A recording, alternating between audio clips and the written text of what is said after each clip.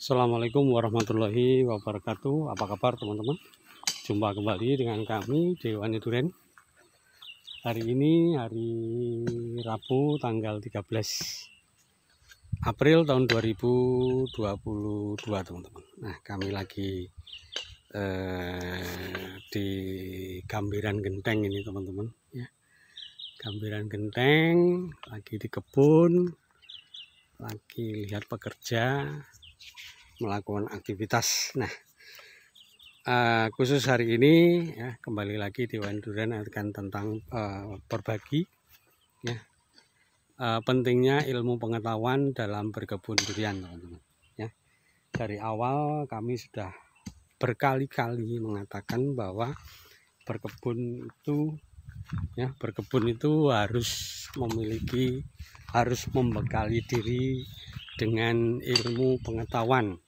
Nah, ilmu pengetahuan berkebun yaitu ilmu pertanian. Nah, ini spesialisnya durian.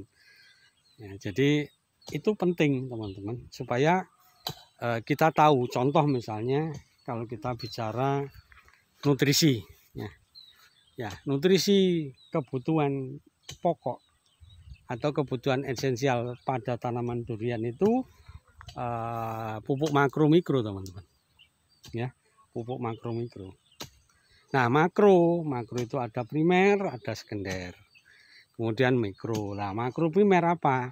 Makro primer ada di NPK.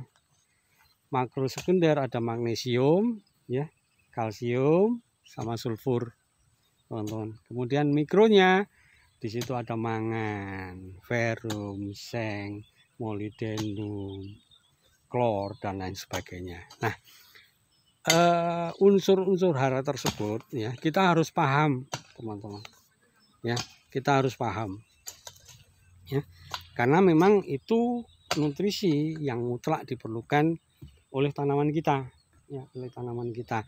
Contoh misalnya gini, jadi di dalam daun ya, pohon durian itu punya daun teman-teman, memiliki daun ya, memiliki daun. Nah, di dalam daun ada yang namanya klorofil. Nah, klorofil daun. Tingkat kepadatan klorofil itu sangat menentukan pertumbuhan tanaman kita, teman-teman. Ya, semakin padat, kepadatannya tinggi, indeks klorofilnya tinggi, maka yang memasak. Jadi klorofil itu seperti juru masak di dalam restoran yang tugasnya memasak nutrisi yang diberi, yang dihisap oleh akar ataupun yang dilewatkan oleh daun. Nah, fungsi daun itu sangat penting. Salah satunya adalah proses fotosintesis dan lain sebagainya, memasak nutrisi dan lain sebagainya ada di situ. Nah, semakin banyak yang memasak atau tingkat kepadatan klorofilnya tinggi, maka tanaman ini akan tumbuh sehat. Ya, yang masak banyak. Nah, unsur apa, hara apa saja yang bisa meningkatkan indeks klorofil daun, teman-teman? Ya, ada 4 teman-teman. Yang pertama itu adalah nitrogen. Ya, yang pertama adalah nitrogen teman-teman. Ya, penyusun indeks klorofil. Yang kedua itu adalah magnesium. Kemudian yang ketiga sulfur, kemudian disusul dengan zat besi. Ya, itu urutannya nomor 1 nitrogen, magnesium, sulfur dan zat besi. Nah, apa akibatnya kalau tanaman kita ya kekurangan magnesium sama sulfur? Ya, kekurangannya akibatnya, maka yang terjadi adalah penyerapan unsur hara nitrogen itu tidak bisa optimal, teman-teman. Tidak bisa optimal. Itu salah satu efek kalau tanaman kita kekurangan magnesium dan sulfur. Nah, contoh lagi kekurangan zat besi, maka kepadatan klorofilnya itu akan rendah. Nah, kepadatan klorofil tinggi itu identik dengan warna daun. Kalau kita belum punya alatnya teman-teman ya, identik dengan warna hijau daun yang pekat.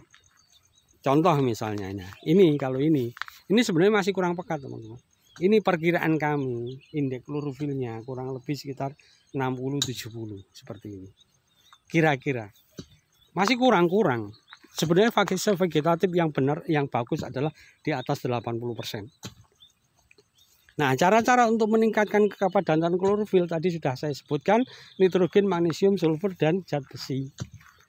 Ya, bisa diberikan pupuk tunggal atau juga diberikan pada pupuk tunggal itu bisa, juga bisa pupuk majemuk. Nah, pupuk majemuk itu kita bisa dapatkan di NPK, nitrogennya dapat di sana. Ya, nitrogennya dapat di sana, ya, NPK. Kemudian zat besinya kita bisa dapatkan di pupuk mikro, magnesium sulfur itu bisa juga di NPK, tetapi yang ada TE-nya bisa dapatkan di sana teman-teman. Ya, kemudian ya, karena basic ya kita harus mendasari ilmu pengetahuan, maka ada beberapa ya manfaat. Contoh misalnya unsur boron. Ya, manfaatnya apa? Kegunaan boron. Ya, kecukupan boron di dalam tanaman kita adalah meningkatkan pengangkutan karbohidrat. Ya. Kemudian molybdenum, contoh manfaatnya apa? Meningkatkan kecepatan asimilasi dalam daun. Kemudian ya, mangan, fungsinya apa? Membuat fotosintesis lebih awal teman-teman. Ya, fungsi mangan. Kemudian ada kalium. Nah, kalium ini salah satu peranannya sangat besar adalah mempercepat pembukaan dan tutup stomata pada daun. Kemudian kalau kalsium, manfaatnya apa? Kalsium adalah menjaga fotosintesis tetap berlanjut dengan baik. Kemudian zinc. Nah, zinc, manfaat zinc adalah memperlebar daun.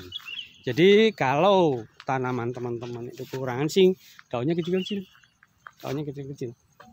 Nah, daun yang lebar, warna hijau pekat itu identik dengan tingkat kepadatan klorofilnya banyak, tinggi, yang masak banyak. Kembali lagi teman-teman, itu salah satu fungsi.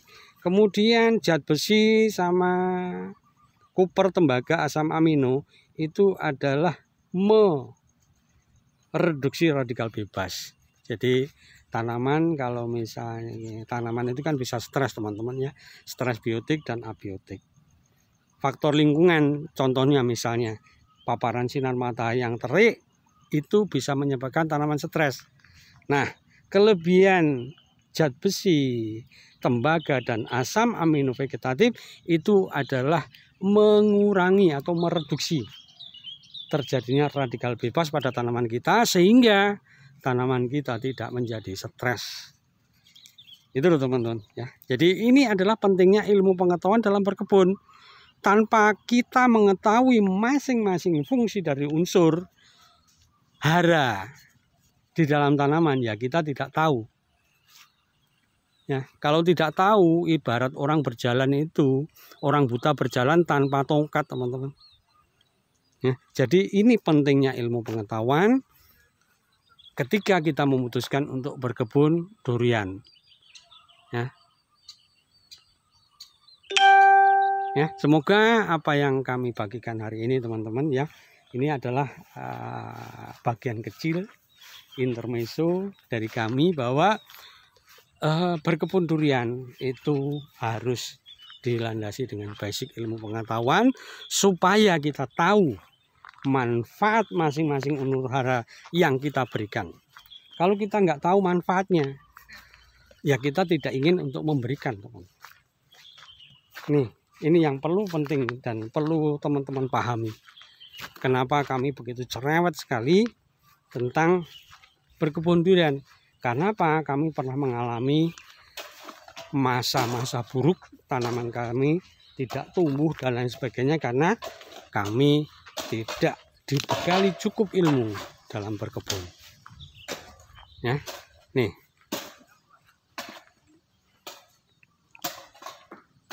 Ya, itulah kurang lebih teman-teman ya. Semoga